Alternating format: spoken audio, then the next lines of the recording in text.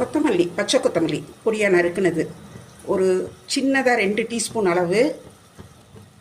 புதினா 3/4 டீஸ்பூன் அளவு சின்னதாக நறுக்குனது. இதுக்கு தேவையான உப்பு சேர்த்துடலாம்.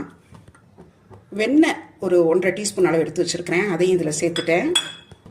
பாஸ்மதி ரைஸ் 1 கப் எடுத்து நல்லா 3 தடவை களைஞ்சிட்டு ஒரு 15 மினிட்ஸ் சோக் பண்ணி வச்சுருந்தேன், அதையும் இதில் சேர்த்துறேன். இது எல்லாத்தையும் நல்லா கலந்து விடலாம்.